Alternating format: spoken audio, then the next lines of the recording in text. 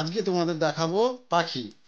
পাখিটা সহজভাবে দেখাবো, তোমরা কিন্তু মন দিয়ে দেখবে, মন দিয়ে না দেখলে কিন্তু ভালো আঁকতে পারবে না, ঠিক আছে? অতএব তোমাদেরকে মন দিয়ে আগে দেখতে হবে। ড্রয়িং যদি সুন্দর হয় তাহলে কালার সুন্দর হবে।